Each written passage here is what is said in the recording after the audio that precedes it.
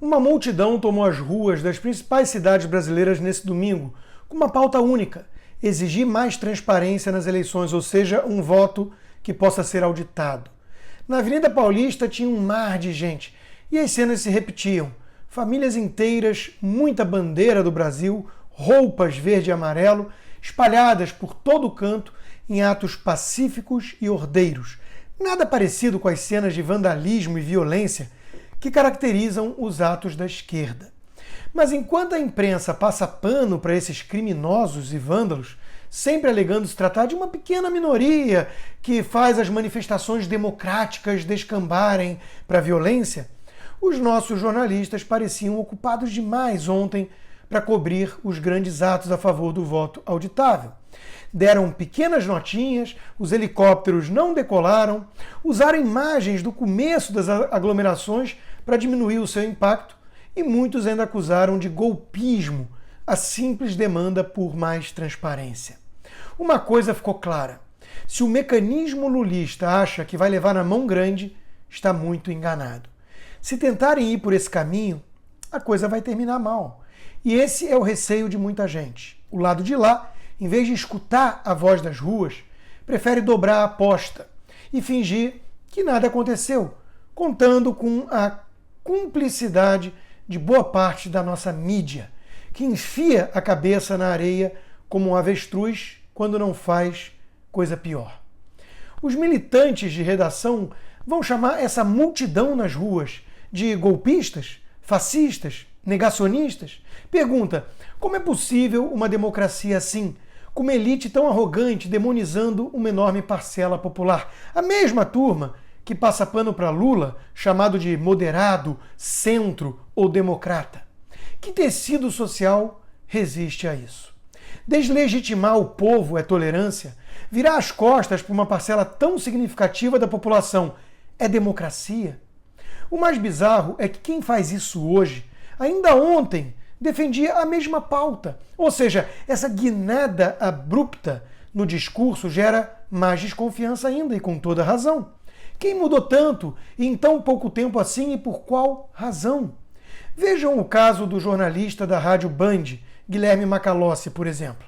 Ele chamou de golpista a manifestação pacífica e democrática que pedia apenas um voto auditável, mas ele mesmo acusava o STF de gerar insegurança por se recusar a adotar o voto auditável impresso há poucos anos.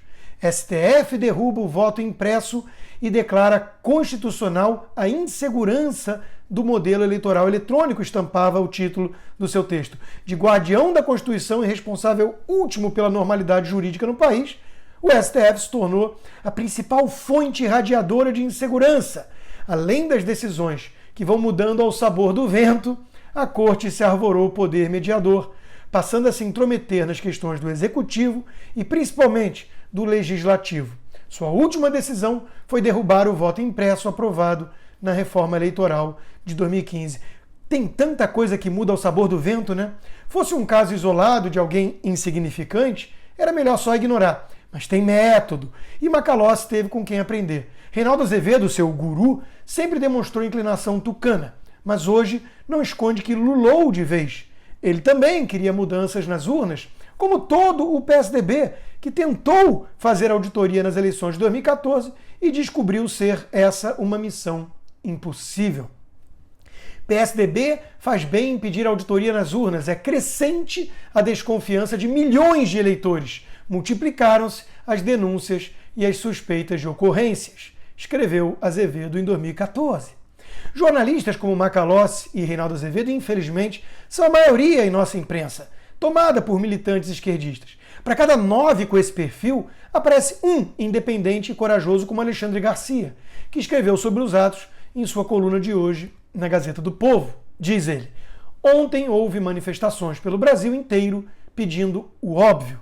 É muito estranho que o país tenha que pedir o óbvio, que é a garantia do voto. É como dizer que vou botar uma tranca na porta da minha casa. Não vou trocar de casa e nem de porta, apenas botar uma tranca.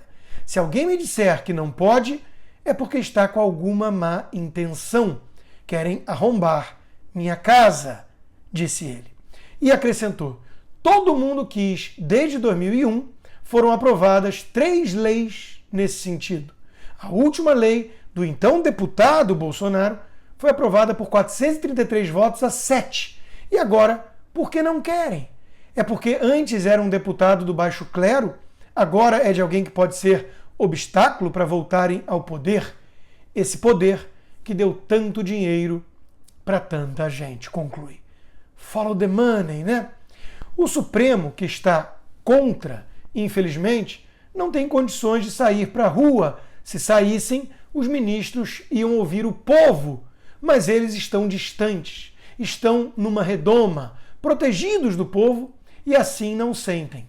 Mas eles nem precisam sentir, eles têm que fazer cumprir a Constituição e a lei.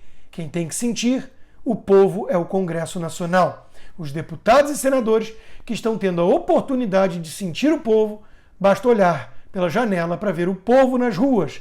O povo que saiu sem botar fogo em estátua, sem quebrar agência bancária, colocou Alexandre Garcia.